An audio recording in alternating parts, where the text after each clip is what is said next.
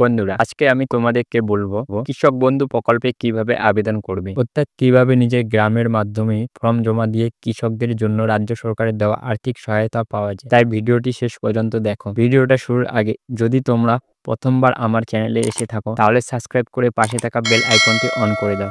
চলো এবার জেনে নেওয়া যাক কৃষক বন্ধু প্রকল্পে আবেদন করার অফলাইন পদ্ধতি। প্রথমে তোমরা গ্রাম পঞ্চায়েত অফিস, ব্লক অফিস বা দুয়ারে সরকার ক্যাম্পে সেখান থেকে কৃষক বন্ধু আবেদন ফর্ম পাওয়া যায় একদম ফ্রি। ফর্মটা ভালোভাবে পড়ে তাতে নিজের নাম, বাবার নাম, ঠিকানা, বয়স, voter ID number, bank account number সব তথ্য স্পষ্টভাবে লিখে দাও। এখন দরকার হবে কিছু কাগজপত্র, জমির রেকর্ড, পাট্টা কপি, ভোটার আইডি, আধার কার্ড, ব্যাংক পাসবুকের প্রথম পাতা, পাসপোর্ট সাইজ ছবি আর তোমাদের একটি সচল মোবাইল নাম্বার। এই কাগজগুলো ফর্মের সাথে লাগিয়ে নাও। সবকিছু প্রস্তুত হয়ে গেলে ফর্মটা জমা দাও তোমাদের গ্রাম পঞ্চায়েত অফিসে বা ব্লক কৃষি দপ্তরে। ফর্ম জমা দেওয়ার পর তারা তোমাকে একটা রসিদ বা আবেদন নম্বর দিবে। এই নম্বরটি খুবই গুরুত্বপূর্ণ, ভবিষ্যতে স্ট্যাটাস চেক করতে লাগবে। ফর্ম যাচাই হয়ে গেলে সরকার তোমার ব্যাংক অ্যাকাউন্টে সরাসরি টাকা পাঠাবে। প্রতি বছর 2 কিস্তিতে মোট 1000 টাকা 1 একর জমির ভিত্তিতে। এছাড়া জমির পরিমাণ অনুযায়ী কিছুটা কম বেশি হতে পারে। যদি কোনো কারণে টাকা না আসে বা আবেদন নিয়ে সমস্যা হয়